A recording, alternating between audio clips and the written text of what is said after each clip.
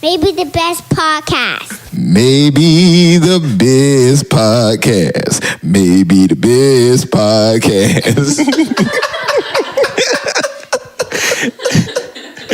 Yo, we taking off. We taking off. That's the one. Oh, man. Maybe the best podcast. Yo, while Twan D's on his Facebook Live, welcome to Maybe the Best Podcast. I am Vernon Diddy, a.k.a. the Hot Dad, alongside my partner. Twan Diddy Studio, man. What's happening? Hey, man, we here. Back for episode 36. 36, man. We on the tizzle. 36. That's how many ounces in the bread. Turn up 36. I mean, I would have did that Plies 36. You know, that's old school. Nah, I like 2 Chainz 36. Came with that 36. Shout out to Plies. Shout out to Plies, man. Plies State. I feel like Plies is like Florida nigga. That's what he did. Hey, nah, he's definitely a Florida nigga and or a Florida representative rather, and always frequents Orlando, man. And you know, he's a staple at Orlando Magic games. So shout out to Plies, man. Yeah, he showed the face. Yeah, man. So what's good, brother? Oh man, busy week, man. Short week, but busy week so far. Short week. How you doing? I'm good. I'm good. You know. Where's Lulu? No call, no show. Is what we Lulu, heard. you being fined because right now we doing big things, major things, and you're gonna get a fine. So a fine. So baked goods works. You know, you pay your debt off in baked goods. I like cookies. I like brownies. Anything that you know tastes good and stays down. So yes. Episode 36, man. I'm excited. Episode 36. We're here, man. This is, you know, 5th video on YouTube, man. Shout out to everybody on YouTube. We are trying to get this thing to another level. We appreciate all of our listeners out there for 35 episodes, man. So my big mouth will now be on, as Martin said, the Tizoob. You know, I'm trying to get sponsors right here. I'm the only one buy this shit. Yeah, I was about to say, you got to put it up. I'm the only one buy this shit. I'm trying to get sponsors out here. We got the Working Man. I'm going to put the Working Man right here. Bam. We call that the Working Man. That's for everybody that can't get hand rocked. That's the Working Man right there. We going to put that right there until somebody email me and say, take that shit down. Until we get from bottom shelf to mid shelf, baby. I'm mid shelf famous. Holla at me. I'm okay with being mid-shelf famous, but we mid-shelf famous, man. We get this from the bottom to the top, baby. What's all right, up? man. On the docket, man. Like, there's a couple things. So, I don't know if we want to start off serious or have a little fun. If we want to have a little fun, let's do it all. Let's do it all. All right, cool. I kind of want to work my way into some important issues. So we'll start off very, very light. And let's do it. Can we discuss Lonzo Ball? Lonzo. My man said Nas ain't hip hop. Y'all like if you fuck with Nas, you out of touch. Cause Migos and Future is real hip hop. That's what he said. That's what he said. That's what he said. How do you feel about that? And I have an elaborate explanation for how I feel. But how do you feel? Lonzo Ball is... Cause he played for your Lakers. Yeah, he played for my Lakers. That's your guy. Right. That's your light skin. I mean, respect on the respect of what Michael Rappaport said when he said saying that is like saying Dominique Wilkins and other players on basketball. So if you're going that deep in the analogy, then he's super wrong. But, I mean, he a young kid, man. I mean, shit. When we was growing up, people said certain things was old. Like, it is what it is. Like, I didn't really take that, like, as offense, like, oh, y'all still listen to Nas. Why? Because Nas said he never heard of Lonzo Ball. So it's like, who's outdated? At least he know who Nas is. Like, that means Nas don't look at Ball. Like, it is what it is. Like, I think if Nas said that, because I know put too much stock in it, I guess I'm saying. Yeah, I know Nas's manager came out and was like, yo, who is Lonzo Ball? It was Nas' manager. Okay. Yeah, if Nas said it, I would imagine that it would be Lonzo Ball was just like, yo, whatever to Nas. And it's like, man, who is this guy that we should even be concerned with him talking about hip-hop? He's a rookie basketball player who hasn't even laced him up. Listen, he's 19. Y'all got to understand something. The man was born when Kobe was drafted. Tupac was dead. Like, y'all got to understand it. Like, and to be real with you, right? When he goes, real hip-hop, Future, Migos, I'm like, that should let you know something right there. Right. Listen, Culture is one of my favorite albums of the year. Okay. Hendrix was dope. In my opinion, is slept on. I think that's the better album of the two he dropped back-to-back weeks. The Future is the one with Draco and Mask Off and all that. Right. But Hendrix is the one with them jams, them songs where you're like, wow, Future really got a pen game. Like, he really does it. So it's like, for me, it's like, okay, on one end, an older person is gonna be like, oh, whatever, young buck. But then what's Future supposed to do? Not be like, thank you, salute. Like that's his thing. Like we gotta understand with generational gaps, who's people's Tupac of their generation. You know what I'm saying? Right. Tupac is our Tupac. Lil Wayne is a lot of people's Tupac. Drake is a lot of people's Jay-Z. J. Cole is a lot of people's Nas. So if we look at it that way, I don't think we should even feed into it any more than what it is. All right. I mean, I like that. One of the things I have to remember is that while I am beautiful, you know, because I'm brown, you know, got that melanin popping. Yeah. My melanin popping strong. My melanin popping. We age gracefully, but I am 33. And Jay-Z reminded me in the Rap Radar interview, he said, man, I got an album that's 21 years old. Mm-hmm. You know what I'm saying? Like, I got an album that's 21. Yeah.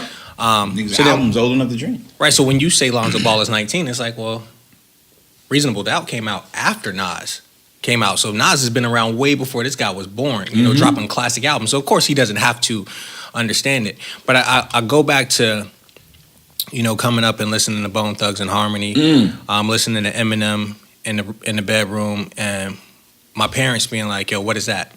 That's not the music we grew up on. But what they didn't do was disrespect it. Like, I think anytime you say that Nas is outdated, this is real hip-hop, you've crossed the line. So I ask, is this our fault? Because the generation before, they would say, this is real music. You know what I'm saying? This is real music.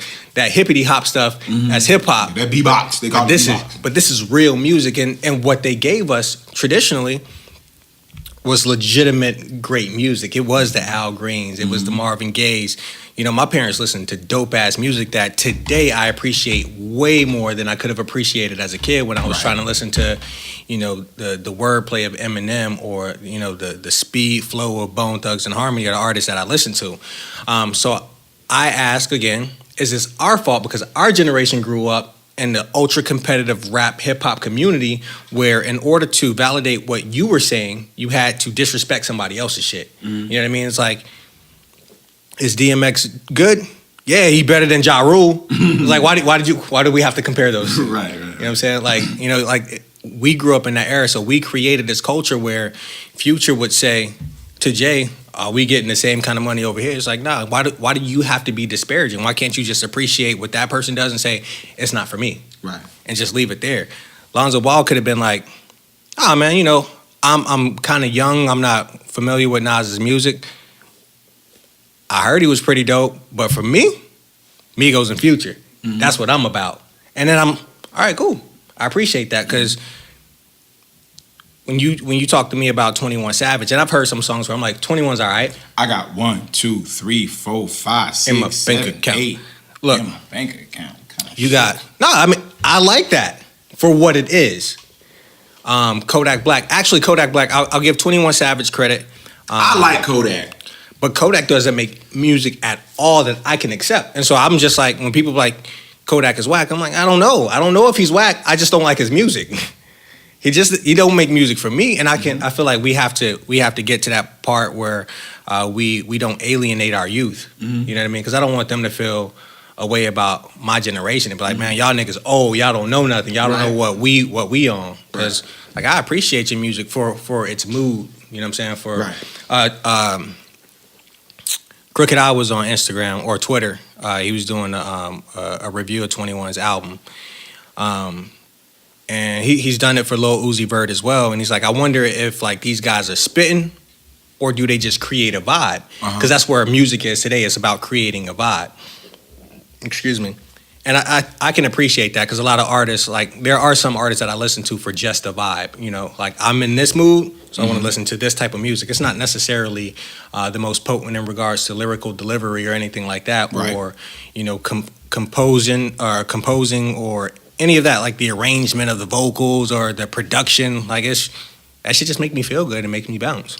Yeah, I think you know, when you're talking about it from that aspect, you know, music has definitely changed. But just to touch on a couple things. 1, 2, 3, 4, 5, 6, 7.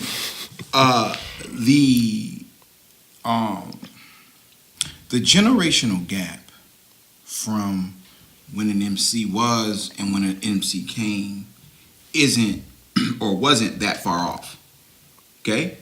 So you had Nas that are dropping at 92, but that's not really far off from 80s rap. Right. Okay? Opposed to the last big figure is Kool in the Gang, or not Kool in the Gang, Sugar Hill Gang. Okay. And now you got a 20-year disparity. Okay? So with that being said, what that allowed was influence. It allowed sampling. Mm-hmm. So what it did was it allowed the things that our mom and dad grew up on to still be intertwined in hip hop. Right. Okay, so that's why the disconnect of it wasn't as much. You know, this old nigga shit didn't come, honestly, until Drake and them started beefing, silently beefing with Ye and Jay and them. Okay. You know, and that's when it started being Lil Wayne started calling people old rappers and old this and old that. But at the end of the day, hip hop is a seasoned game. Mm-hmm. That's why Hov can drop the album that he drops at 47 and it be the most sharpest thing that we've heard since a Kendrick Lamar J. Cole album. Right. You know what I'm saying? Like sharp wise. So I think one of the reasons is the disparity, right? Like our legends that came out at that time that were rookies, Jay, Nas, all these guys, you know, now when you have Who Running the Game, now it's a 20-year some odd disparity. Right. And there's no more sampling. There's no more any of that. So there's no more reminders of, okay, this used to be a hit. Right. You feel what I'm saying? Like we went from sampling old stuff to then for a little bit we were sampling stuff that had came out within like the last year. Remember, one of T.I.'s biggest hits is from a Hov record that had came out like within the last 8 months of that record. You know what I'm saying? So I think the lack of sampling has not allowed, you know, kids. And even if you say that, right, because Tory Lanez, when he went in for Say It, he said that was the first time he had heard Say It, Brownstone. That was the first time he had heard it. So yeah, and he made such a record out of that. You would have thought that, okay, this was one of his favorite songs growing up. Right. But it wasn't. Somebody else was in there playing it, and that was his first time hearing it. So I think what I would always say is the same thing with our cultural knowledge, right? Is the elders have to be able to pass it down in a way to where it's youthful. And what happens is, in every generation of hip-hop, when we was growing up, right? Guys that are called legends now, Master P, Cash Money, Bone Thugs and Harmony. These guys, we was arguing people in school that was saying they wasn't real hip hop, and we was arguing against Wu-Tang fans, and we was arguing against all these other guys. Time will validate real music. Truth. And I've always believed that. So for me, it's just the proper transitioning, and it's only in our genre. But it makes sense if it spills over from a cultural standpoint. It would only make sense that entertainment-wise, it would be the same thing. Did you get to watch the second part of the Rap Radar interview? Okay. So one thing that Hov touched on, and I wanna give a huge shout out to Jay-Z for being, I'll say, the leader of our culture, or one of the leaders of our culture, for putting on the Made in America festival. CEO of Made in America Festival, which brought out the likes of J. Cole, Vic Mensa, 21 Savage, Cardi B, Beyonce. You're mixing the old with the new. Jay-Z ended up headlining it. And it wasn't just hip-hop. It was a little bit of everything for the festival, but for the hip-hop segment of it. And this is on Tidal, the Made in America Festival. Mm-hmm. Okay. I've been out of it was streaming live over the past weekend because everything happened over the past weekend. So shout out to Budweiser for cutting that check to Jay and for Jay just making it happen. But one of the things he touched on in the Rap Radar interview was that, you know, people talk about Hov dropping the album at, 47, 48 years old, and how hip-hop is a young man's game. Right. But why is hip-hop a young man's game? We literally have the only genre in which we try to put an age cap on it, right? Yeah. Mm-hmm. And what Hov is doing, whether intentionally or inadvertently, is helping us take our culture, our genre of music, and stretching its life the way every other genre is. Pop music, Michael Jackson could have dropped the album right now and nobody would say he's too old to make pop music, right? Rock and roll has been rocking. You can be 60 and make a rock album. You know what I'm saying? Sting and the Police could drop an album right now and it would still be appreciated by, rock and roll enthusiasts. And so when hip hop, we have to recognize that we're such a young genre of music. I was getting ready to say that. I was getting ready to touch on that. Go ahead. Like I think that's one of the things we get lost in. So I think the reason why there is so much grappling for space is because it hasn't been around long enough to say that this will always be around. But I think it has now. You know what I mean? From the late 70s, early 80s to now, we've put up 30 plus years. Yeah, 40 years. But I almost. think what I think from a success standpoint, right? Because this, you know, I mean, you can go to the Cool Hercs and all those other guys, but they don't own executive positions in hip hop. So I'm not giving them anything other than founding fathership. Right. And y'all can be mad at that all y'all want to.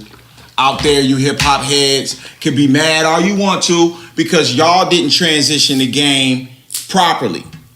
If there's hip hop forefathers, y'all should be at these executive branches. Shouldn't be no Leor Cohens and all these other dudes running hip hop. So I don't want to hear nothing about, oh, I'm young and I'm disrespecting. I was born in '84. I don't want to hear nothing about I'm young and I'm disrespecting hip hop. I'm calling it how I see it.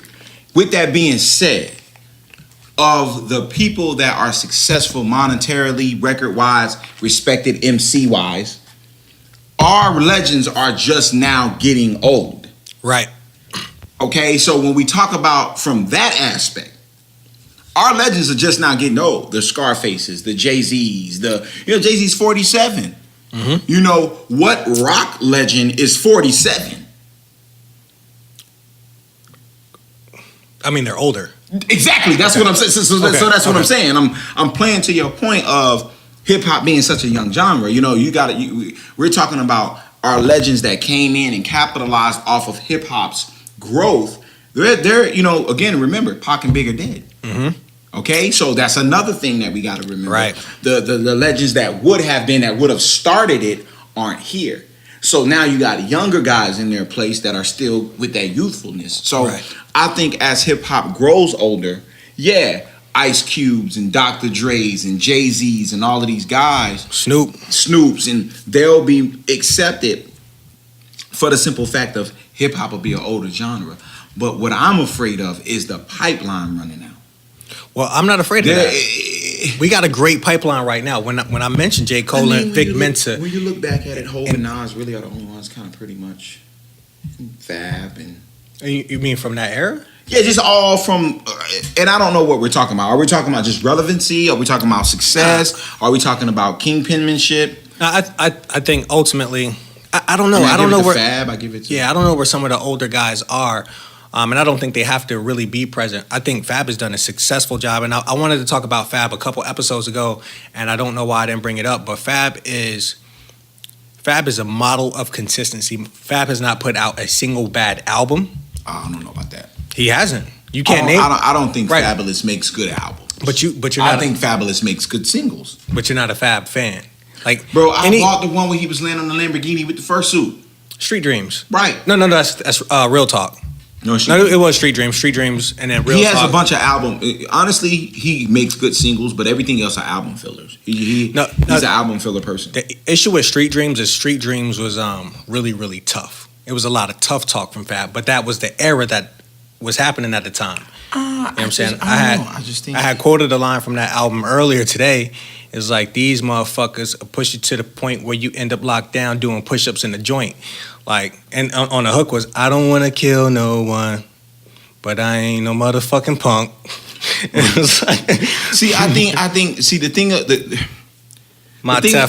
thing about album like records is it's supposed to be a connection between the single. It's supposed to be a journey. You're not just supposed to rap. That's how singles was back in the day. It was a formula. It was like, you make the girl track, you make the party track. So Joe Budden album was just rapping? I'm asking a question. Joe Budden's single, Pump It Up. Does Pump It Up even fit on that album? Hell nah. Pump It Up. Yeah, when you got the one with Busta, I see something. Yeah. Fire had no business on that album. Yeah. That's just because we were surprised at the artist that he was. We was like, whoa. Yeah. We're expecting 5 Pump It Ups before we hear Walk With Me. We heard 3 Walk With Me's before we heard Pump It Up. It's two different things. Like, to me, if Joey would have and he kind of did, but if he would have had his lead single be Push a Man or some shit like that, that would have made sense. What was the actual single? I think at that time you gotta remember it was all about big singles at that time. Right, and it's all about platinum and double, triple, quadruple platinum. And Pump It Up was huge, man.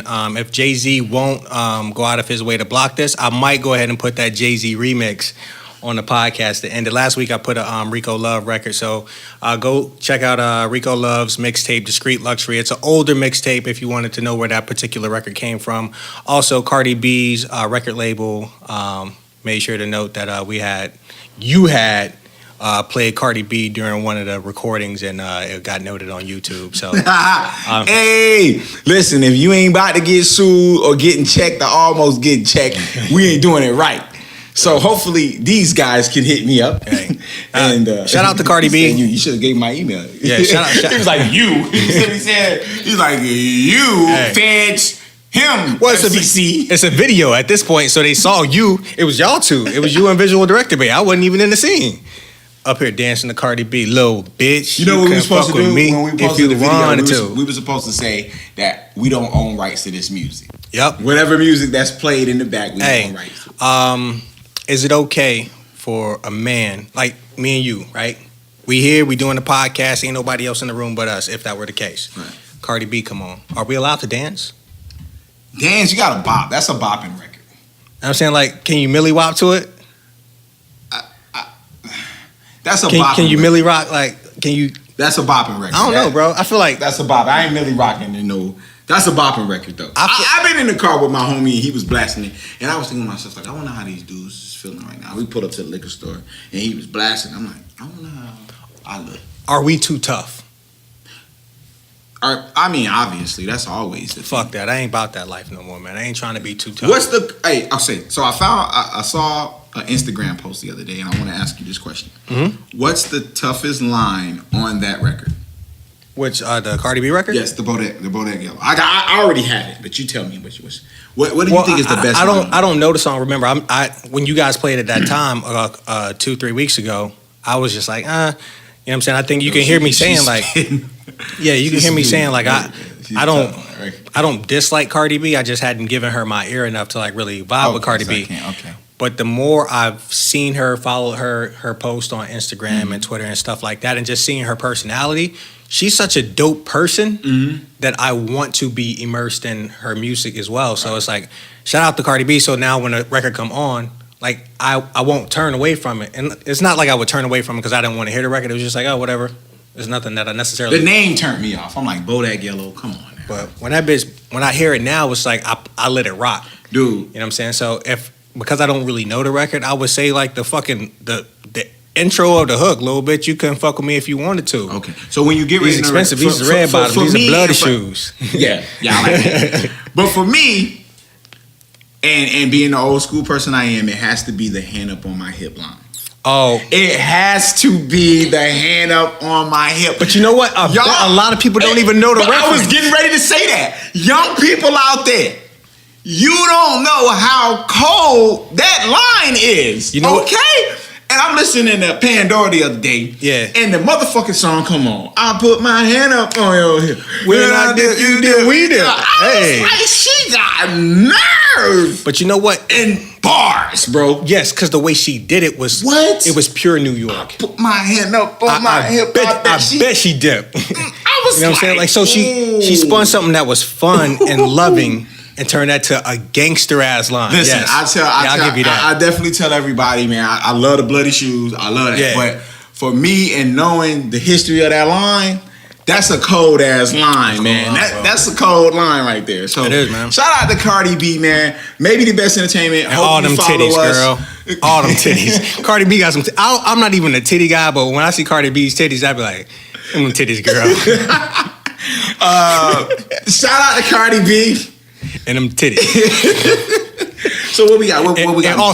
And Offset. Right? Because she wear Offset, right? Offset for real? Yeah. Man, shout out to the Migos. Because I don't want that nigga running up on me. I don't want none of them young niggas running up on me. So. Shout out to the Migos, man. Shout out to my boy Takeoff. Takeoff gonna get Keisha Cole. Do I look like a little better boo?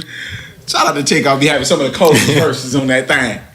Yeah, he do. Takeoff be having some of the coldest verses on Migo out. You gotta check. Wait. You gotta listen to Culture, bro. Hey, listen to Get Right With You. Hey, because it's a video. Takeoff got the best verse on Get Right With You. I gotta fix my posture because it's a video. Because I don't want them t-shirt. niggas to see me and run up on me the way they did Joey. And t-shirt. Take off. Offset. Shout out to you guys. Hey, man, low key though. You know, for Shout out to everybody, for forever, man, it was Quavo. nah, Quavo's still that guy. He is, but I really think Offset has had the best verses and the best features. Oh, he's had the best run lately. Like he's having a run right now. Yeah, Offset. Shout out to Amine and him and Offset with their record "Wedding Crashers." I really like. Shout that out record. to Cardi B writing her man's lines, bro. I'm just fucking around. Listen, I'm just fucking around. Don't fight me, guys, because I be in Atlanta, so don't come. Hey, look, we ain't running. nah, not unless I'm wearing some triple B's. Well, shout out to the Triple B's. You know the funny thing about it is when Lonzo rap, he has an old school flow. Like that's the funny thing. Like you ever heard him rap? He raps like a 90s guy. Like he rap like with the and I'm like it's so that's what makes that line earlier that we was talking about even more Right. funnier. What are the name of Melo's shoes? Is it Melo 1 or? I don't know what them bitches hard. So watching the commercial, right? Them bitches so hard. Watching the commercial, he's eating a bowl of black cherries. Oh man, yeah. See, that's why I love Melo. Melo's my favorite, man. So I wonder if it's like a black cherry edition because they brought the cherries back at the end of the video when LeVar Ball grabs the cherry and he bites the cherry. Mm-hmm.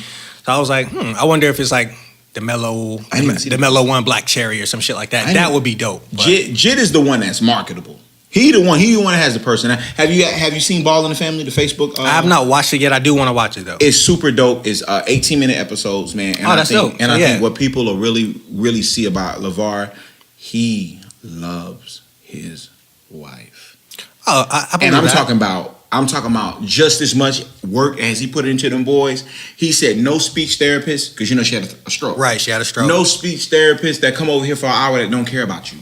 No physical therapist. I'm gonna do it myself. Hey. And to see him practice with her on, I love you or I want that, and stuff like that, and pushing her, and it's amazing, man. And so, shout out to my boy LeVar Ball out there changing the game. Freak UCLA, we ain't going there because David Stern set a rule that said all you have to do is spend 1 year out of high school. Right. And that the damn LaMelo gonna go across season hoop on their ass. So before we finish this segment, and we got a couple minutes to finish this particular segment, I'm glad you segued right into that. Absolutely. That's because I wanted to ask if LeVar Ball could potentially cripple the NCAA model, right? Bringing in players 1 year, 2 years, and then bouncing them to the NBA, but you're making all this money off of them. So how could LeVar Ball cripple the NBA or the NCAA model? Mm-hmm. You offer high school students a shoe deal. That's what you do. Triple B.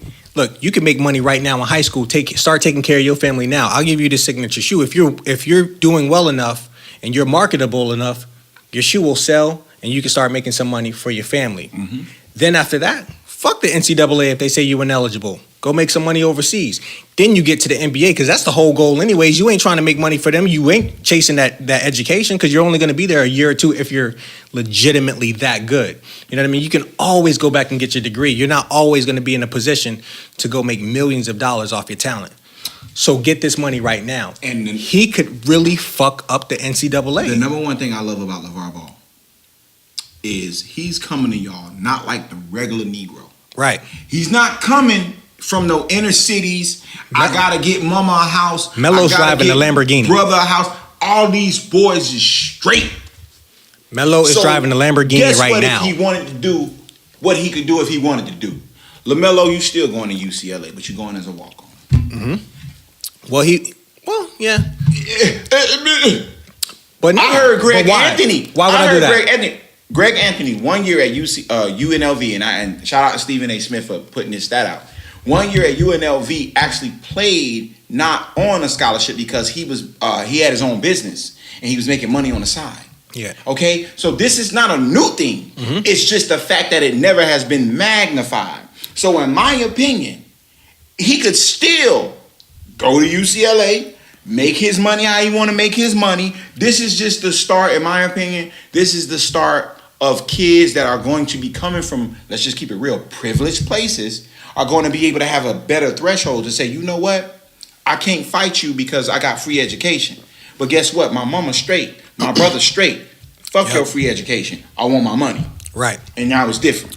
Now, what I think is going to happen, I think the NCAA is going to soften their rules. They're better. They're not going to allow that type of money to walk away from They them. better. They're going to. LaMelo is a cash cow. LeVar Ball is a cash cow, and you want him present. Melo put him up. You want to put the camera on LeVar Ball in the audience while his son is hooping or not, shooting up 80,000 shots to score 52 points, whatever. Don't be getting on Mamba mentality. That's Mamba mentality. Don't be doing that. Look, man, but I think the NCAA will ultimately go back and say, you know what? Let a young nigga get paid. Like, let these kids get this money. Maybe you do it in stipends, and you'll figure out a way to do it because obviously players at Duke should be getting more money than a player Just that don't give them a goes. scholarship. Nah, like If you want to get paid off your likeness, cool. We won't give you what you call them, but we split it 50-50. We split your likeness 50-50. the problem is a lot of players wouldn't be able to make it to the college campus like that. You know what I mean? Like some of the number one players that are coming into the league, LeBron James wasn't in a position to make money off of his likeness right away. You know what I mean? He would have, if LeBron James had He went- throwback jerseys in a Hummer before he walked the stage. right, because somebody had illegally given him money that he wasn't supposed to get. But everybody's not in that position. But shout out to LeVar Ball for all the reasons that you pointed out for being a family man first. And as crazy as he seems, I think all of that crazy is focused on driving his family forward. So channel your greatness, channel your crazy. Be Ballin'. awesome for you and your family. Ball in the family. Ball in the Family every Thursday on Facebook. Triple B's. I'd like some free shoes, please. He ain't giving no shoes for free. Just give them to me for $195. Give me a shirt. Give me a shirt or some Damn, $500 slippers. Melo, you my guy, man, because you a little badass jit. That's what it is. Melo a little badass Light jit. skinned niggas with curly hair, bro. Melo, shout out to Melo, man. That's my dude. All right, y'all. We be right back, though. Hey, we here. Maybe the best. Maybe the best podcast. Welcome back to Maybe the Best Podcast. This is Vernon Diddy, a.k.a. The Hot Dad, and it's time to put on my serious voice because shit's about to get serious. Okay. PSA, public service announcement. Every 24 seconds in the United States, a man pleasures a woman with an insufficient penis. Pleasures or tries to? Attempts to pleasure. Okay, there we go. Don't let that be you. If you are suffering from erectile dysfunction, can't keep it up long enough, whatever the case is, and your girl is at least an 8, send her my way. What? There's supposed to be improvements. Your girl would be happier if I was doing the job. Not your girl. Hey, shout out to my next venture. Visual director may already know what time it is. And like I said, if she ain't trying to be a business partner, What is this? I'm looking for another business partner. So. Now, you see how brothers want to talk about business partner? I throw this at you. You ain't gonna throw it. Don't do it. Yo, that one right there, that's the one. You like this? That's Okay, the one. I'll leave the other one then. Okay. I'll say it. What's some ice cream pies? Yeah, so, I don't know. yeah, something like that, bro. It's delicious, bro. Got ice cream sandwiches in. Shout out to regular ice cream sandwiches over here. Yo, shout out to Great value ice cream sandwiches. Great value. Yo. We ain't bougie. Shout out to Prezi. Shout out to number 45. Sponsors. Um, Photos from the sponsor.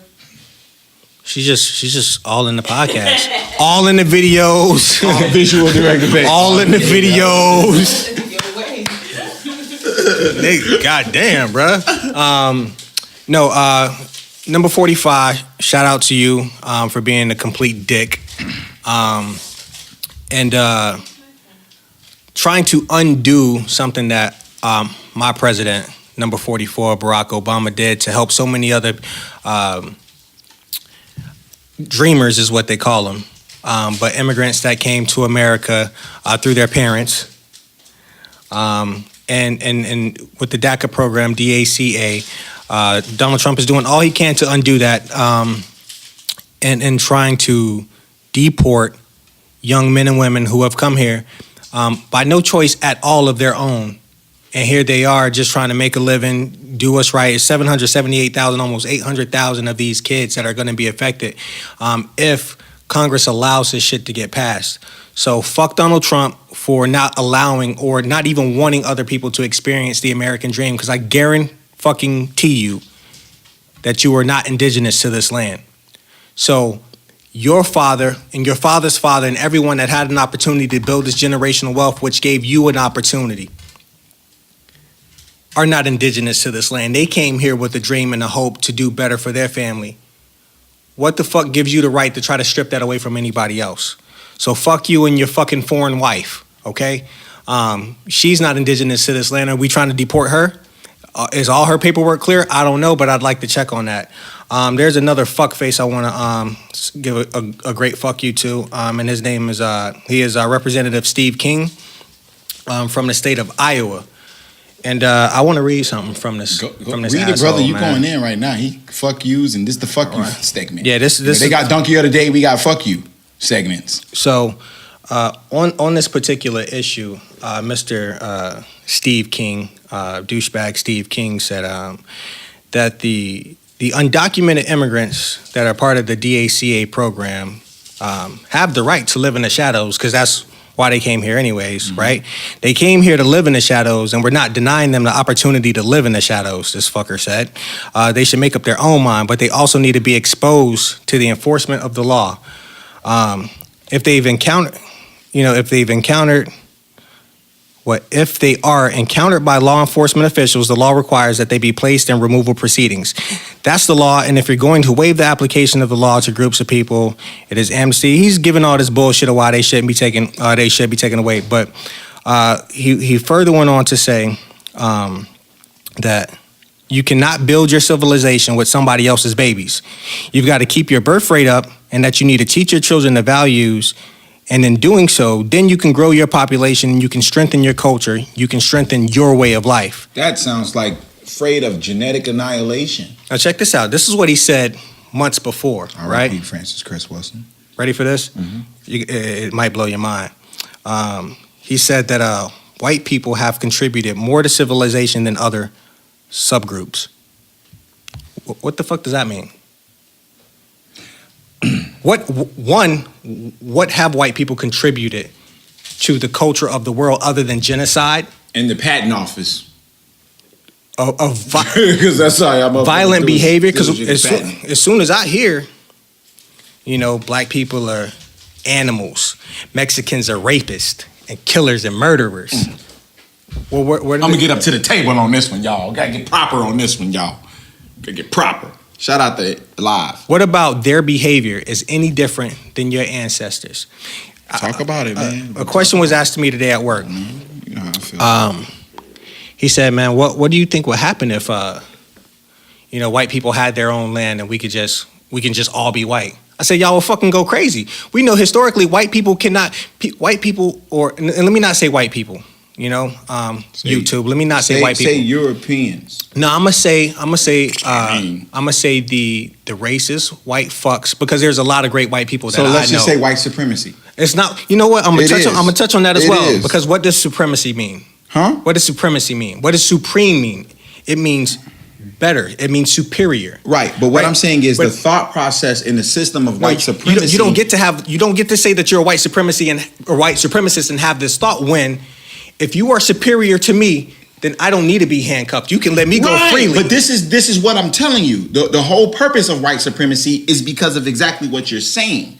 Okay? What we have to understand is the system of white supremacy is real, not the physical aspect of white supremacy and the mental aspect. But listen to the system is real. No, but listen to this. It is a false ideology that they don't even understand, that they're stupid, right?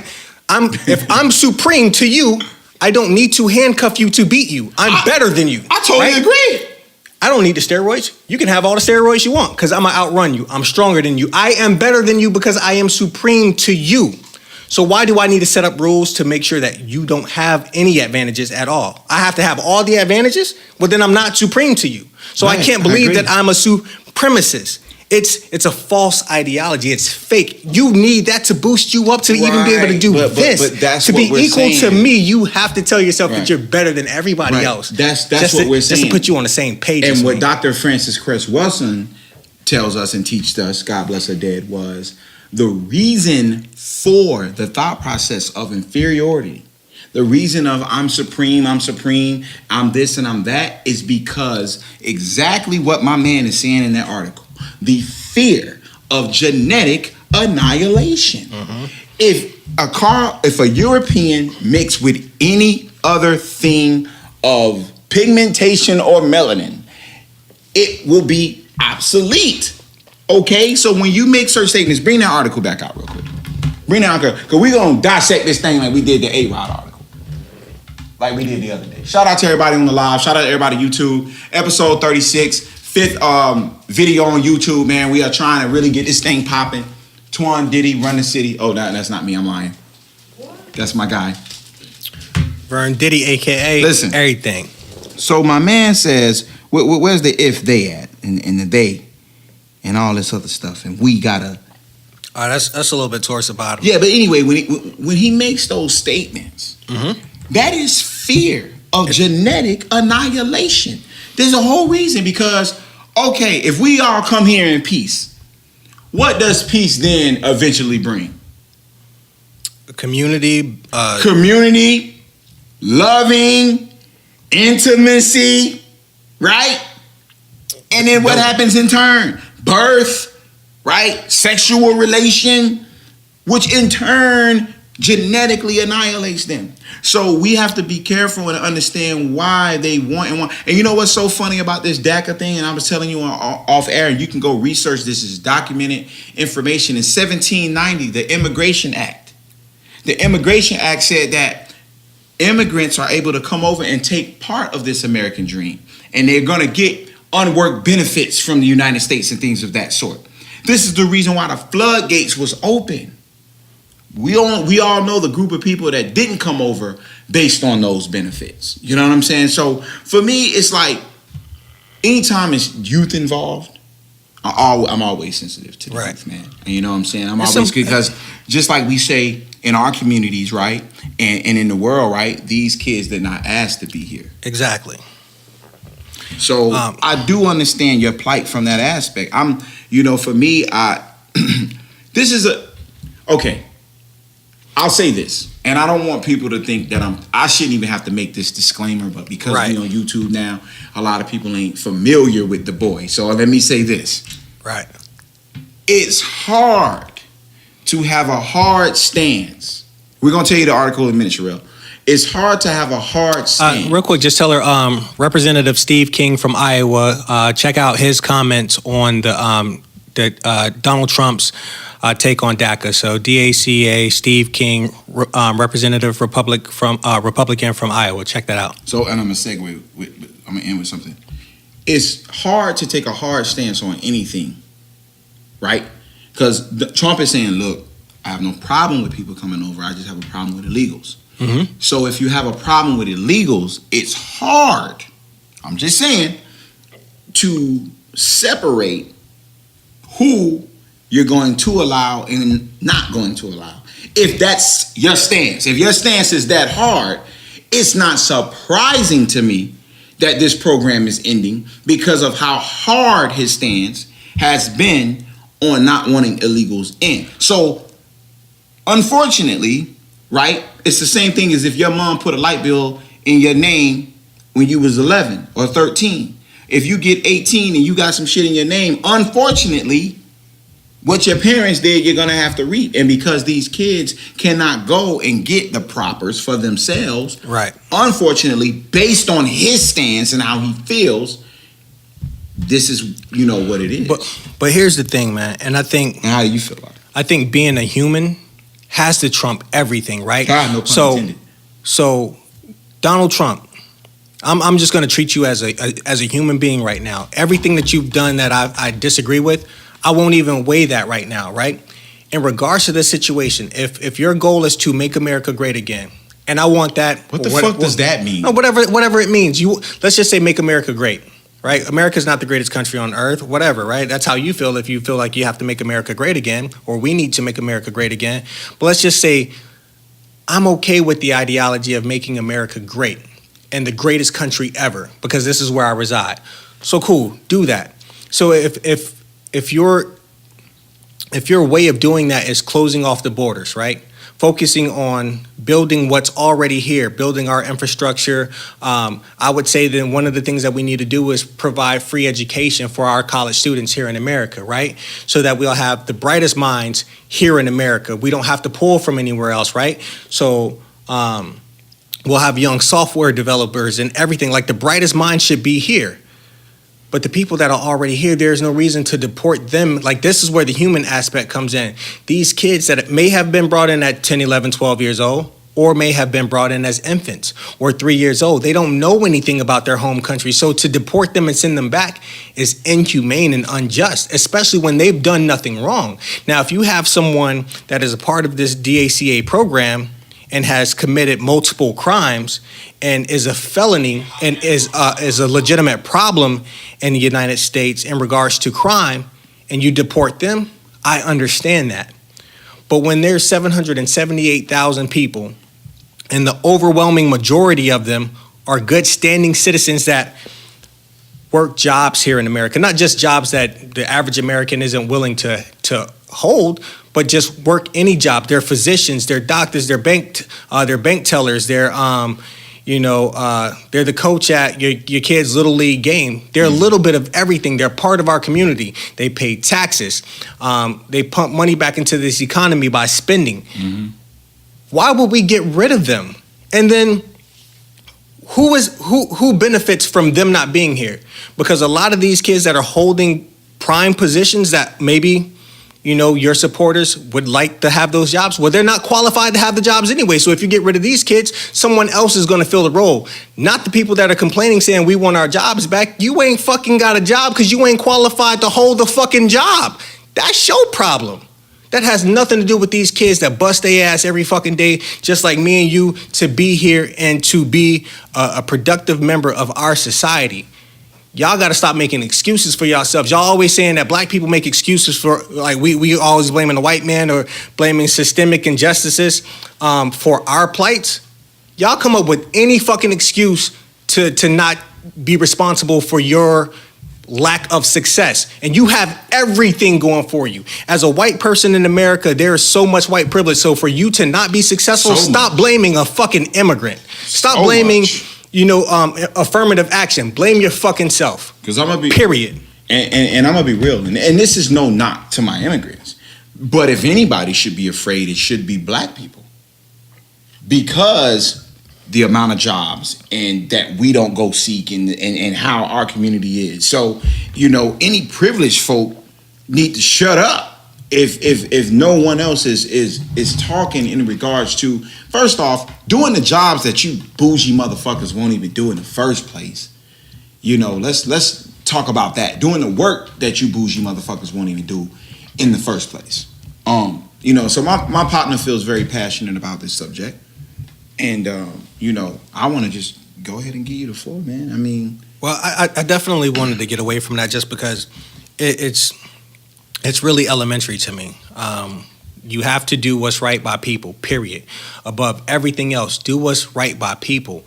We're always going to be able to create jobs. We're always going to be able to create. If we believe that America is such a great country, we have the best education, we have the best everything here in America, where there shouldn't be a reason why anyone should say, I don't have. Mm-hmm. You know what I mean? If we're not allowed to use that excuse, neither are you white people. So, dear white people, you don't get to have an excuse, okay? That'd be a dope Players Tribune article. Yeah. Dear white people, you don't get to have an excuse. Wow. Speaking of players, I want to talk about the Michael Bennett situation that happened in Las Vegas, but before that, I can't remember the chick name off the jump. What's the chick name? The lead anchor for the jump on ESPN. Michelle Beadle.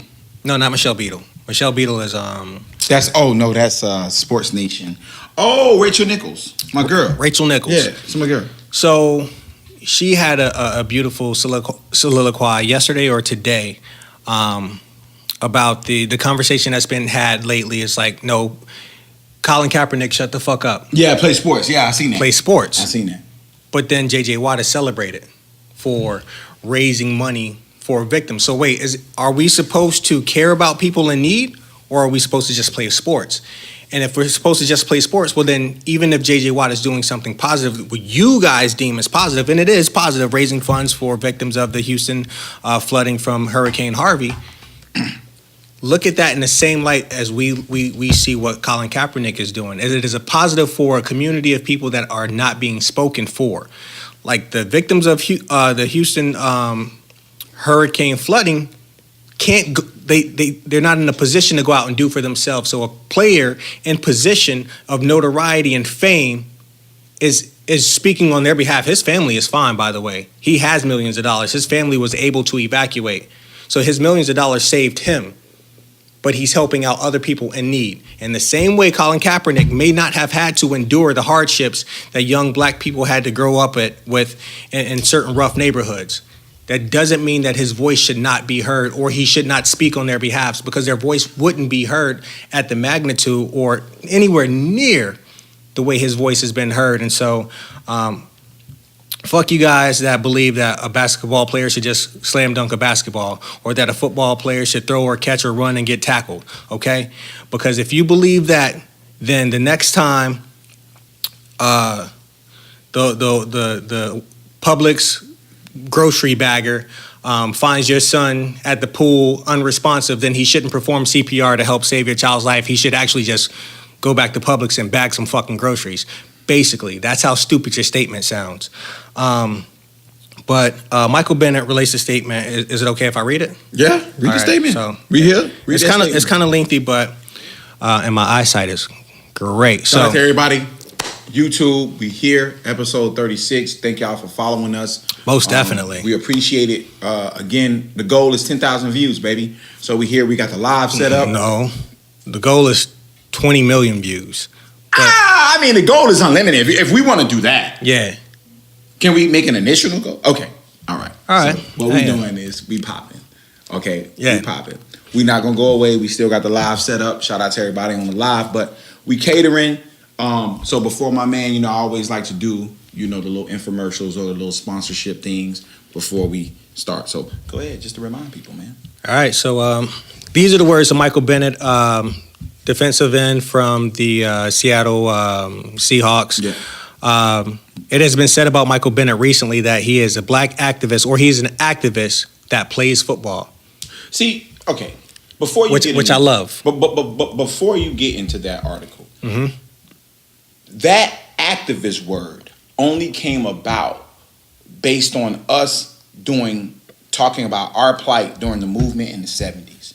All that activists. No. I want people to understand something. Fighting for social injustice, whether it's for people that look like you or don't look like you, is a social responsibility. And the moment that we get away from categorizing it with only certain people are responsible for these things, that's why we have the problems that we have. Well, When we talk about, oh, Twan, I hear you on that woke shit, my brother. Oh, Vern, I hear you on that woke shit.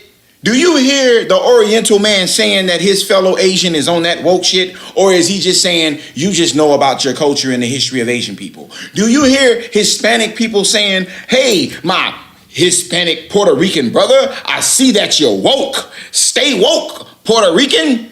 No. well, I mean, for what it's worth, they've always been taught their culture from the That's beginning. what I'm saying. These are bad words that we gotta understand, that even though may seem good, they're bad words, because what you're saying is this word, you have to be a certain person. So I don't subscribe to activists because Okay. I don't want to be that, right? Right. So then what it does is it scares the mass people away from magnifying on a problem. So I just wanted to touch on activists and Okay. martyr and all Right. these other things that I even be called.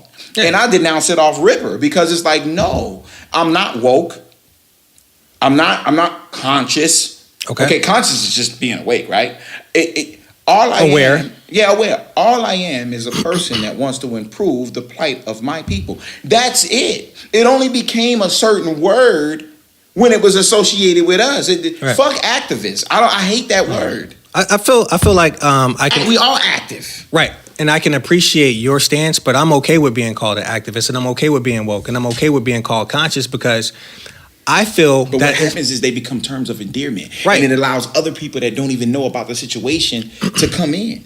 right. But what happens is everything is based on you, right? You give something power, or like you said, I denounce it. I don't allow that to have power over me.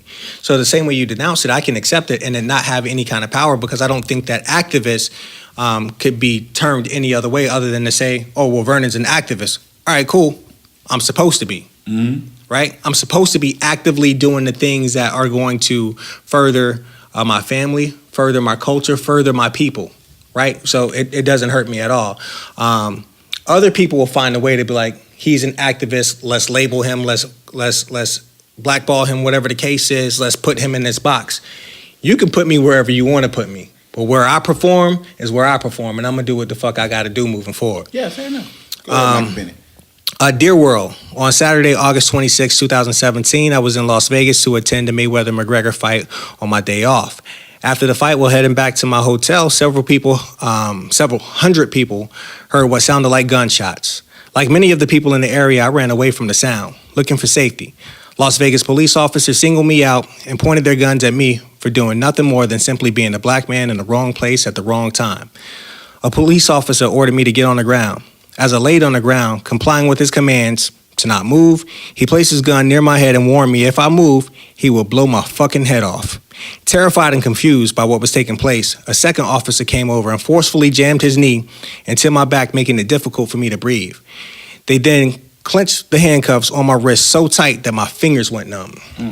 Okay.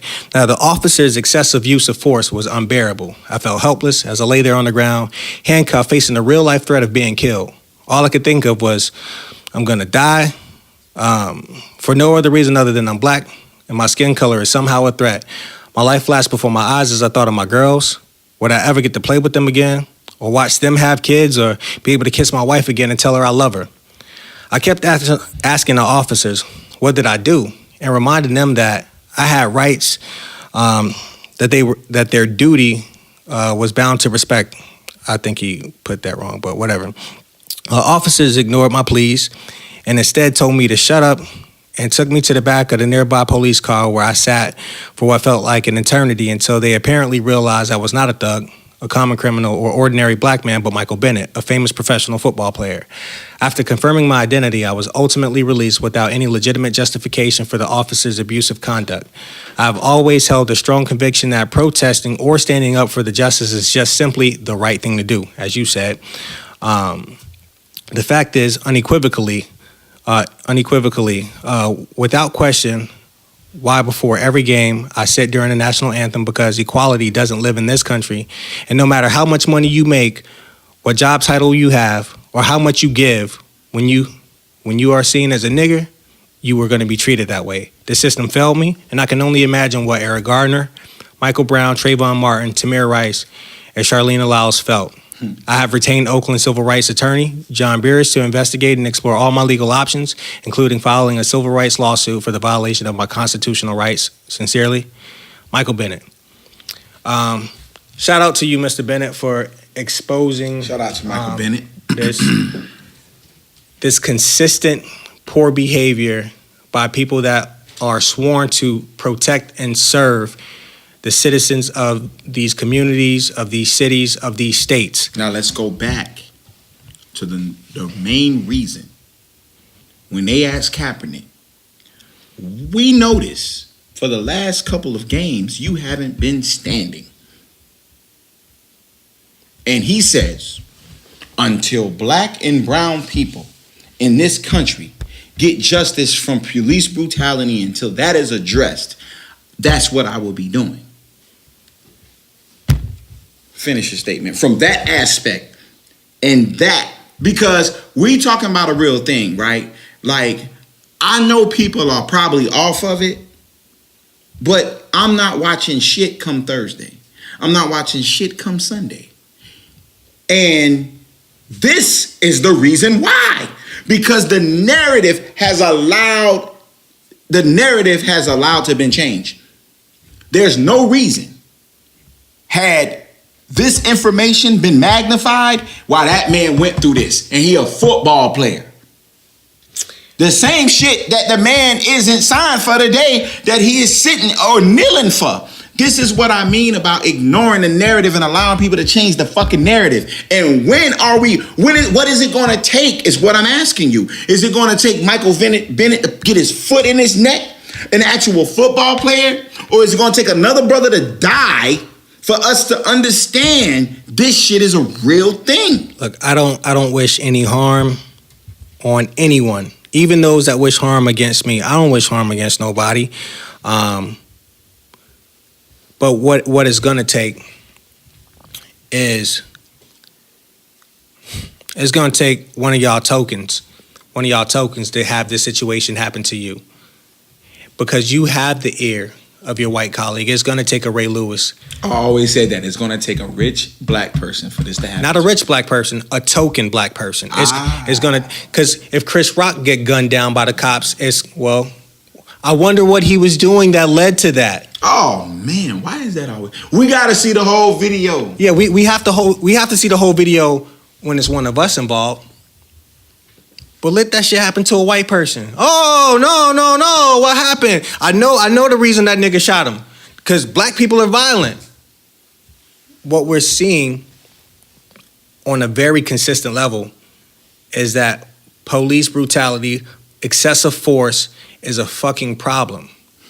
It needs to be addressed. And it needs to be addressed soon, because what's going to happen, it's not about being woke, it's not about being conscious, it's not about being anything other than scared at this point. When people get pushed into a corner, backed into a corner, and they get scared enough, they're going to have to fight their way out of a corner. So then what are you guys going to do? I don't want to hear any more excuses when police start getting gunned down at a higher rate. When executives or people that are in these higher position levels start getting rode on the right way, the way that we're getting rode on by the system. When that shit start happening back to y'all at alarming rates, don't fucking panic. Just realize that you can resolve the situation right now by valuing our lives and people that look like me, because my life is valued, I guess. Treat everybody the way you want to be treated, period. But that's the problem, man. Certain people don't even treat themselves with quality, right? And I'm going to be real with you. The representation of a black family, that black man, that black woman, and his black daughters represented for 8 years was beautiful. But it didn't do shit for us. More brothers died under that administration. That's not accurate. Whoa. But it's not accurate. Hold on. What I'm saying is... I can't let you say that. What I'm saying is... About Barack Obama's 8 years. What I'm saying is this.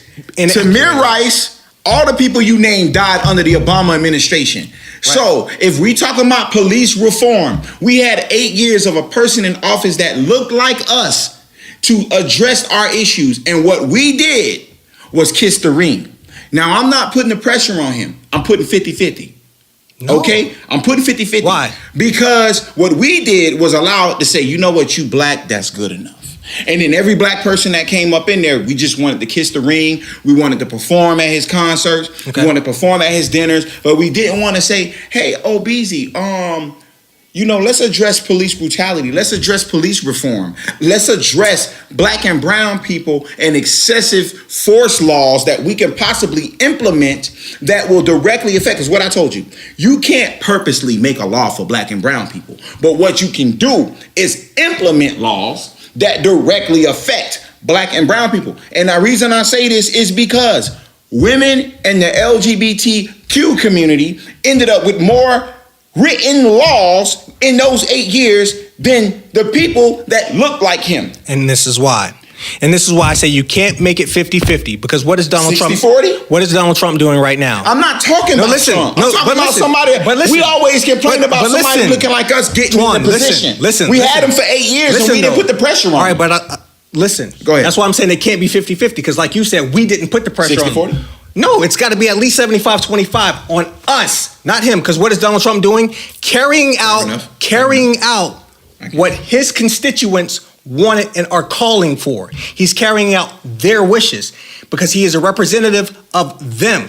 Barack Obama was a representative of us, and if we didn't ask him to do anything other than to get there and sit down and look pretty for us, then that's our responsibility. But guess who took advantage of it? The LGBTQ plus community and the women.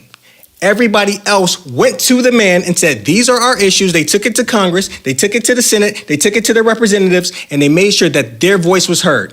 Who did not do that? Right. The people that put him in office. Well, I'm gonna tell you why. Our fault. But I'm gonna tell you why though, and I agree with you. The reason why is the thing that I always say. Okay, it's two things. Because you talk about the tokens, right, and all of us that's in there, right. But it's two things you can do that you can hide in this country: bigotry and being a homosexual. So if you are a bigot, if you are a white bigot, you can be that all the way up to CEO. You can be that all the way up to Senate. You can be that all the way up to the places that put you in the positions to directly affect the people with your thought process. Okay? Same thing with homosexuals, right? If I was a homosexual, okay, on a lower level, before I got in management, when I was a team member on the floor, the first thing I said was, these are the things I want to change. Why? Because I have the thought process of the people. I got a pulse from the people, so I know what I could change for the people. So if I'm a homosexual, right? And no disrespect to them. If I'm a homosexual, why the fuck wouldn't I want to change the plight of homosexual people, if I get in a certain position of power? The only difference is when I walk through that door, you don't know I'm gay. You don't know I'm gay into a private dinner or a private anything. You know the black agenda the moment of. So what I'm saying is this. I do believe there is no coincidence that the first black president takes control of the country in the worst time since the Great Depression, right? There is no coincidence that this person is put in place and what we do. I remember the morning he was elected, and I never agree with a lot of things he said, but the moment he was elected, Steve Harvey said, what we got to do is not be comfortable with Barack just being in office. We got to act right, but that's all he was saying is we got to act right as if it was nothing wrong with us, right? He said we have to be good little niggers. That's basically what he said. Fair enough. Meaning that, okay, don't make this man look like a fool. Okay? That's all, and we still made him look like a fool. Okay? What I'm saying is this. The questions that you have, we had 8 years of opportunity to put that pressure on somebody that looked like us. Now, you want to give 75-25, but if I'm a person that looked like me, that should be one of my number one agendas when I get in this office is the plight of disenfranchised people. What city does he represent? Okay, one of the worst cities from a crime standpoint in the urban area in this country, in Chicago. I didn't see any initiatives from Barack Obama himself up until the last few months when Chance came in, where he paid attention to a city that he represents. Okay, now again, I'm not saying, damn, Obama fucked up all the way, but he did fuck up. And what we got to understand as black people is we fucked up too. This was our opportunity, and it may have been our last opportunity. I'm going to keep it real with you. It may have been our very last opportunity outside of something crazy as revolution. It may have been our last opportunity to officially address the plight of what's going on with us as a collective. Because as every brother died, all we did was march, and we did not put the pressure on him for police reform and police brutality laws that would put mandatory sentencing on excessive force.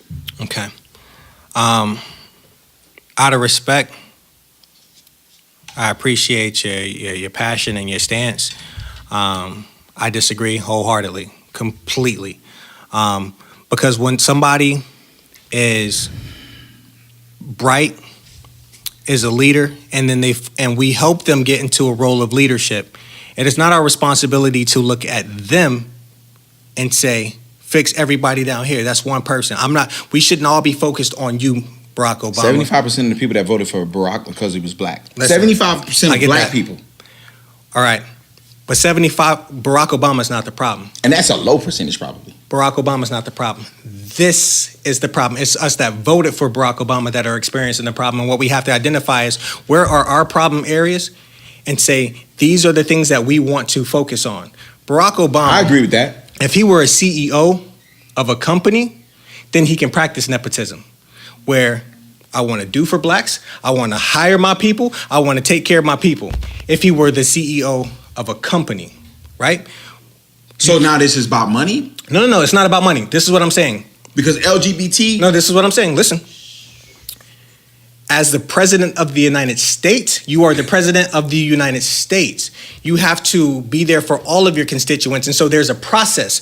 There is the Supreme Court, there's Congress, there's senators, there's legislation that has to be passed. And how do you get that passed? Well, if black people have an agenda that they want to get passed, Barack Obama can make a suggestion. But how much is the Congress going to? One, we know that the Congress and the Senate was Republican while Barack Obama was in House. And one of the first things they said is we're going to fight against everything he stands for. So how do you change that? Well, the people, the constituents of these congressmen and these representatives have to go to their offices first and say, we're pushing this, and put so much motherfucking pressure on them that they have to listen to their constituents or fear losing their job to somebody else that will. That's before it gets to Barack Obama. So that is our responsibility. That's how we have 75% of the responsibility, because he can only do what he's allowed to do. That's president. As CEO, we can give Barack Obama a bunch of power and say, well, nigga, you should have done this, you should have done this, you should have done this. But as president, you can only do what you are allowed to do, and that's completely different. So, you're not the end all be all unless it's with the military. So now he is the commander in chief of the military. Right. So that goes back to what I was saying, right? When certain people's plight, when certain people are in certain positions of power, their plight is able to be controlled more than ours is. Okay, because what you're saying is a direct contradiction to what happened. Because if you look at everything, then you would say Obama was all about the gays. No, I would say the gays were all about the gays, and Barack Obama listened to the people that spoke the loudest and moved. Or we could say, we could put this back on us and go to your 75-25 percentage and say this. LGBT community raised, I think, 30 million plus or something like that for his campaign. So guess what happens when he gets in office if he's voted in? He has to speak about their situations, okay? Hispanics. Let me ask you a question, Twan. Whoa. Eva Longoria got with a group of Hispanics and raised several $1 million. So when he got up in there, that was one of his plights. So if you want to blame us for not putting our money together, because we know what this is about. Blame us for not putting our money together and say, hey, with this is what we want you to talk about. We want you to talk about what's going on in our neighborhoods and how these motherfucking police is gunning us down with no merit. There is a reason, bro. There is a reason outside of black people putting him in office why he... Okay, let me ask you this question. My black ass, if I get voted in presidency right now, why wouldn't the number one thing I want to improve is the plight of my people?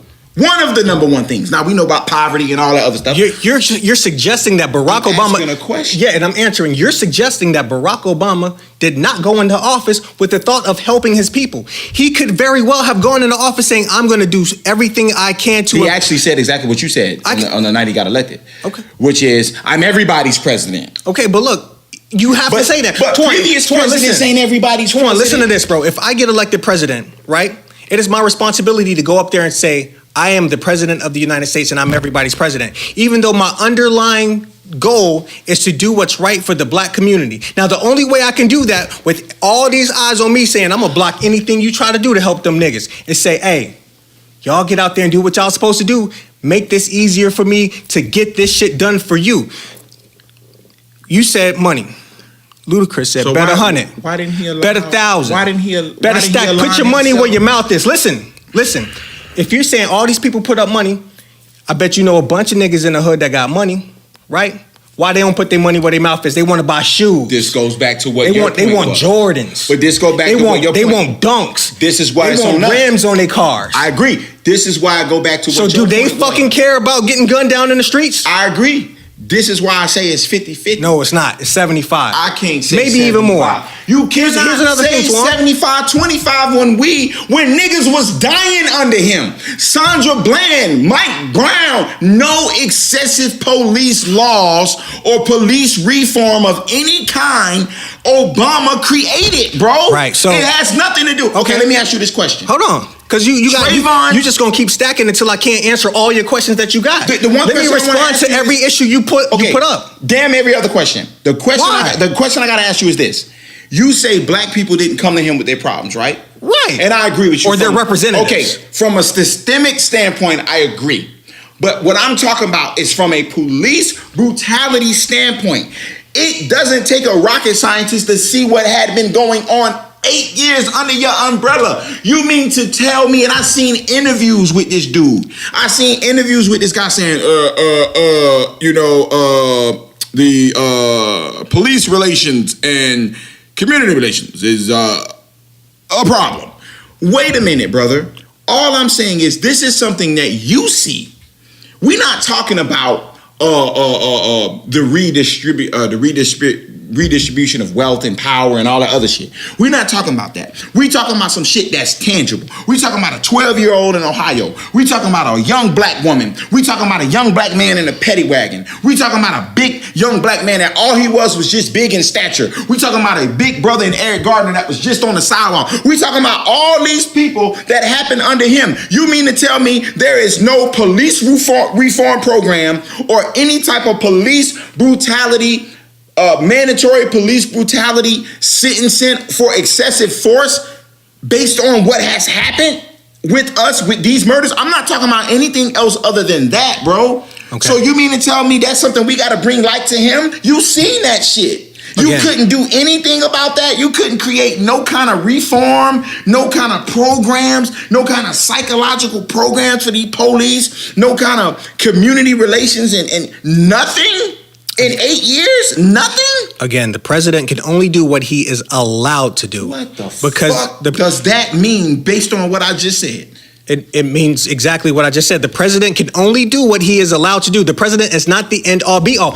Oh, Donald Trump again. So black people ain't shit. But you're not listening and understanding that. All right, these are our problems. You being a solution-based guy saying these are our problems. This is what happened. This is what happened. This is what happened. Why are we responsible for making? Why are we responsible for fixing it? I gave you one problem. Because we are responsible for fixing it. Stop putting blame elsewhere. But I gave you one problem. Listen, and how are we responsible for Twan, a 12-year-old with a BB gun getting killed by the crackers? Twan. How are we responsible for that? Bruh. Tell me. You're telling me that only in the 8 years of Barack Obama has shit like this been happening, when realistically it has been happening ever since black people have been cohabitating this side of the hemisphere with white people. Listen, you're saying Barack Obama was responsible and should have done these measures, but he cannot do them without the approval and the backing of the Congress and the fucking Senate, who are excessively white fucking people, bro. Right. How are you going to put that? Listen to this. Donald Trump banned immigration because he's a president, right? He did something. He banned immigration. What happened? It got fucking overturned. Why? Because the Congress and the fucking Senate overturned it. You cannot do anything just because you want to. I'm the fucking president. But guess what he did, though? If you're the CEO of a company, if you're the president of the company, if you are the owner of a company, you can practice nepotism. As a president of the United States, you have to follow certain guidelines, rules, and procedures. And they are representatives of the people. If the people that are talking, the people that are making moves, and the people that are putting their fucking money where their mouth is, say that. That's okay. Say that. That's okay though. Let's talk about because that. you know what niggas talk about? I got all this bread. Yeah. I got racks. This for you I got drug hits. dealing ass niggas. I'm throwing money This is in the for strip y'all. club. But you got a fucking problem with Tamir Rice getting shot down and you say we need police reform? Well, put your motherfucking money where your mouth is. No, I feel about that. Stop talking. Stop saying what other people should do on our behalf and fucking do it. Now, I am responsible for me, my son, and his outcome. Right. I'm not going to leave it up to Barack Obama to figure that shit out. I cannot allow that to happen. And you're not allowed to sit here and disrespect 44 because he did so much for us, bro. Wait. He did so much for us, and for you to say he did nothing for us, all he did was for the LGBTQ and everybody else is fucking disrespectful, and it's a fucking lie. 44. It is a lie. First off, I'm not disrespecting 44. Shout out to this guy. This is my best friend, by the way. Oh, man, it's love of him. I'm not disrespecting 44. What I want people to understand is in hindsight how we fucked up and let 44 ride out for 8 years with that shit. That's all I'm saying. Yeah, we fucked up. Now, what I'm telling you, where our disconnect is the level of responsibility. Okay? Because that brother is a smart brother. Every time I see that brother, absolutely, God damn it, I'm proud of him. Yes. When I see him, when he was walking up in there, I'm proud of BZ. Don't get me wrong. I'm proud of the representation that it represents, man. He walking out of there with Michelle and his baby girls and everything like that, man. I love that. I love that. But I want everybody to understand why they allowed Chance the Rapper and Kendrick Lamar the most in presidential history. Okay?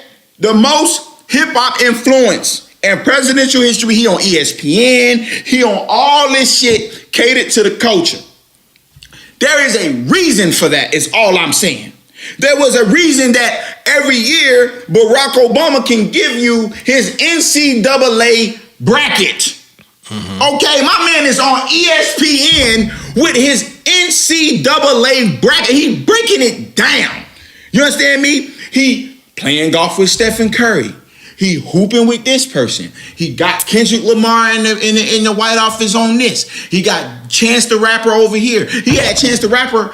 Chance the Rapper should fucking pop a collar to Barack Obama based on his motherfucking blowing up. Yeah. Because the platform that he put you on. So what I'm saying is, if he consciously put all these things on a platform, he consciously put those on a platform.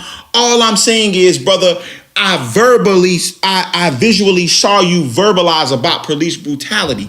All I'm saying is, why wasn't there anything set forth?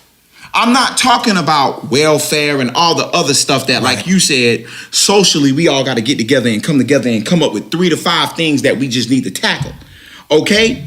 What I'm talking about is the tangible thing that everybody saw. The reason why Kaepernick sat in the first place was Barack Obama was still president. Okay? This right here, that moment right there should have been a moment to say, let me call that brother in. You know why Cap sat? Let me call that brother in and let's talk about this police brutality. Let's talk about the community on their side. Let's talk about the police on our side. And let's come up with a reform and a way to where we can stop this from happening. But what kept happening? Trayvon happened, then Mike Brown happened, then Eric Garner happened, and Sandra Bland happened, and Freddie Gray happened, and Philando Castile happened. All of these murders and non-convictions happened under that umbrella, right? So now you say, well, wait a minute, Twan. This has been happening way before Barack Obama. Shit, we can go back to a full-length video in 1991 of Rodney King getting his motherfucking ass beat with no fucking conviction. That wasn't Barack Obama's fault. We can say, yeah, you're right. That wasn't. But there never was a time frame where somebody that had the same pigmentation as me and you was in the office as well. So with that being said,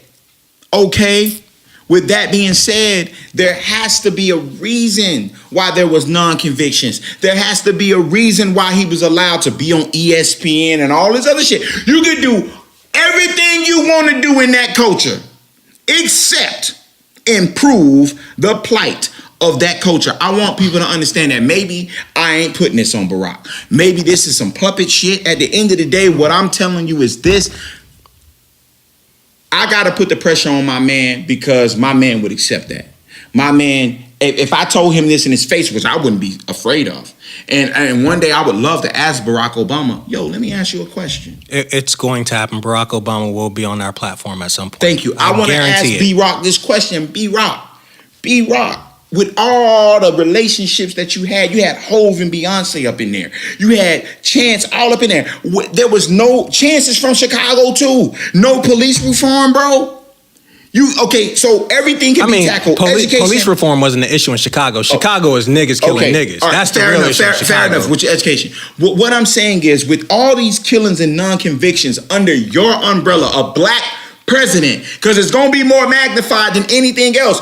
I accept it under all them other motherfuckers because y'all don't fucking care about us. Right. But I cannot accept something that's been going on forever under a black president. I can't accept that. Now see, This is only a thought process in the last year. I want everybody to understand this. I ain't on this for 8 years. I'm not a Barack hater. I love my guy. When I wear a red tie, I wear it in representation of Barack. But what I'm saying is, in hindsight, when we ask the questions that you was asking earlier in this show, we have to understand where we dropped the ball at. That was probably the very last time that in this country we had the opportunity to address our issues, bro. And we cannot say that that's 75-25. Oh. We gotta say why, because other groups of people came out with something. Right. And it wasn't based on them all the way marching. It was based on fuck shit happening to them. Nah. That's what it was based on. No, I think what you're missing is a lot of these people were pushing their agenda before incidents took place, right? Mm-hmm. And so they were writing to their senators, they were writing to their representatives, they were writing to their governors, right? Mm-hmm. We weren't doing that. Mm-hmm. Every time something happened, we out here, Black Lives Matter, we marching, but what are we asking to be done other than we want justice? Well, how do we want justice? How can we go about achieving that justice that we're searching for? We can't just say we want food. We got to figure out how we gonna get this food. What type of food we want? How do we cultivate it? How do we grow it? What do we need to make this work? We need to ask those questions. More questions need to be asked for the right questions to be answered. You know what I mean? We may never come to a situation and we ask the right question right away. So it's okay to ask 100 questions until that right question gets out there. And then it's like, okay, boom, we finally got the right question to get answered. If I don't say it's 75-25, I would go further and I'd say it's 95-5. Because, and this is why I say, and I'm gonna use an analogy, and I hope you rock with me. But is it LeBron's fault that Cleveland lost the NBA Finals? No, because he's one man, and he's just one man of 5 on the court at the time. So Barack Obama being one, and we being millions, how can we put even 50% of the responsibility on this one person who also has at least 300 members that get to vote around him saying, we gonna block you every chance we get, nigga. So he's one against a whole slew of people, and we have millions behind him that refuse to push our agenda. You know what the millions. You know what the ban did for Trump? It put shit on notice. It put it in light. The one thing that you gotta salute and respect, that motherfucker did what he said he was gonna do. It got shut down. He didn't do anything. But you know what he bout. That's the thing. That's the thing, right? Nobody know what we bout as a collective. So you can I don't care if shit gets shut down. You can't. You know what I'm about. You can't celebrate his failures and then say that Barack Obama is a failure. What I'm saying is, because now what happens, right? He did the terrorist ban, right? And that got shut down. But guess what's now really getting shut down? What's really getting shut down? The DACA, right? Let me ask you All I'm saying is, who won? Well, let me tell you what Barack Obama did do. Okay? I know what he did. All right. So and to marginalize that at any point is a huge disservice. Okay, to wait. him. Because he didn't be a figurehead. He wasn't a puppet that you wanted to see at times when shit was going wrong for us. Black people were being educated at a higher rate during his 8 years. Black people were being occupying roles of employment at higher rates while he was there. The economy boomed while he was in office. The stock market boomed. We were facing a recession when this guy entered. I understand that. See, okay, we recovered significantly, and we were living good outside of these things. What I think people do, and I'm gonna give John Calipari as an example. I had a conversation today, and I said this on draft day. I said, when does it become a point to where we criticize John Calipari for not giving the NBA winners, because he's praised for giving the NBA talent. But when will we, right? I said this with Tom Brady. If Tom Brady loses that Super Bowl, are we now going to start saying, you know what I'm saying? So it's the same situation. When will we put that particular pressure on that person? Well, I think we need to I'm put not it saying, on us well, first. okay, wait. Just because I say John Calipari, right? If I question John Calipari lack of franchise production, or saying, this guy hasn't produced somebody that went to the Western Conference Finals in the last 10 years, that doesn't minimize the talent he produced from a one and done. And I think that's what's going on right here, is the fact that I'm criticizing what Barack didn't do is insinuated that I'm minimizing what he did. No. We can keep over here what he did. We know what he did, right? We know what John Calipari did. We know you gave us DeMarcus Cousins and Anthony Davis and John Wall. But what we also know is none of these guys have even made it to a conference final since they've been in the league. So it's the same thing. We know you gave all this other shit. But what we also know is the shit that didn't happen. And that's all I'm saying. We don't have to minimize what a person did to magnify or bring light to what they didn't do. And I think that's the misconception of people. Yeah. I would never, you know why? Because we always put disclaimers on it, right? No disrespect. Stephen A. Smith, the perfect person for it. He always spit out people accolades and statues before he go in. But we shouldn't have to do that. We already know what you do. But what I'm trying to do is magnify what didn't happen, and I'm trying to say that that's a collective thing. Right. That's all I'm saying. And I'm just asking the people. I'm asking you, and I'm demanding it of myself, that we take responsibility for the things that we can control. Mm-hmm. And we have to learn from our mistakes. Let's just say we made a mistake while Barack Obama was in office. We did a great job. We put him there. We did great. We made a super mistake because we put him there because he was black, and we didn't put him in there based on and say, "Hey, brother, I know you black, but what you gonna do for black people?" But look, we got there. We did that. Let's build on that. Okay, maybe the next time. It will be a next time. See, that type of thought process might allow for it to not be a next time, but it will be a next time. You know why? Because we have young, driven people like you, and we are changing. We are changing. There will be a gay president before there's a black president. Maybe, but that's because you can hide that. We don't know. Donald Trump might be gay. We don't know. Here's the thing: we are changing the landscape in how we talk and how we treat one another. So much so that we are seeing our white partners come together and get behind us, link arms with us, and we're moving. Okay, we need to build on our experiences. It's just like, Michael Jordan. Michael Jordan, he comes in, he leads the league in scoring. He's a great scorer. Okay, cool. Let's take it one step further. Michael Jordan gets to the playoffs, he gets eliminated. Okay, cool. Learn from your mistakes, you build from there. You get a new coach, you get a new system, you build from there. You go to the conference finals, you're still not ready. Then you get to the finals and you do it. It's not to say that anything else that you did before is a complete failure. Your failures were just learning tools to get you to this stage. So once you got here and you've experienced it more, you were better and well equipped to do it the right way. So we got Barack Obama there. He didn't do exactly what we wanted him to do, but we also didn't know what we wanted him to do. And even if we knew what we wanted him to do, we didn't make sure that it was executed. All right. So the next time we get this opportunity, and we have to create that next time, we will create that next time. And the next one will be better. And the one after that will be better. And the one after that will be better. And we're going to make shit happen because that's what we do. Our entire time here in the United States, whether it was before slavery or after. But let's focus on slavery, on the slaves that came here and were reduced to less than nothing. They were property. Look at where we are from there. All we do is win. It's how you measure the wins and losses. We are a great people, bro. We come from humble beginnings, and we're always going to rise above because that's just what's in our makeup. And because of people like you and me and our genetics and our history, as long as we're aware of it, we acknowledge it, and we respect it, we will do much better moving forward. I'd say God bless you all, but man, the God in you, just be great. Maybe the best podcast, episode 36. Go fucking be great and make shit happen. Episode 36, man.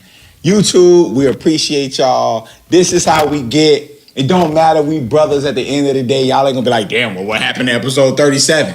It's on and right? It's on and popping. And it's all love, man. At the end of the day, this is about two passionate brothers just trying to come to a head. You know what I mean? And we make it happen. We do what it do. We thank y'all for supporting everybody out on the live. We thank y'all for tuning in and fucking with us. Please tune into the official video on Friday. Is normally when my guy posted. Thanks everybody out there on YouTube, everybody out there on Facebook, Instagram. Maybe the best podcast, MTB.podcast at Instagram. Maybe the best podcast, Facebook, MTB Green. MTB Green. Yeah, man. Twan Diddy Student. Every social handle, Twan Diddy Student. Don't get it twisted. We love y'all, man. Peace. Maybe the best podcast.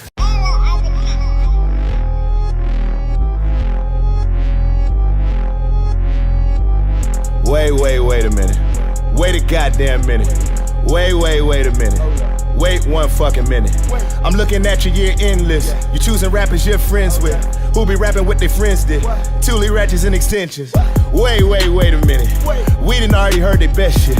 We already got the message. They on the lean Molly Percocet trip. Think I found what real success is. Running around here since the message. 40 pounder full of death wish. Money counter full of blessings. I send a cannonball right out the cannon barrel. Through your wall closet, through your damn apparel. Through your grandma chair, through your granite countertop. And I ain't trying to stop until you standing on the doorstep of the man upstairs, nigga, you're next. Wait a minute, nigga, I've been going crazy on these records way before Flex. This the bad hash, shady vortex, Army Navy warfare. Y'all them Barnum Bailey boys, best to back the fuck up or get smacked the fuck up 80 million different ways. If I say it's fuck the world, then the world getting fucked 80 million different ways. When I'm finished with it, then the world gonna get the AIDS like some 1980.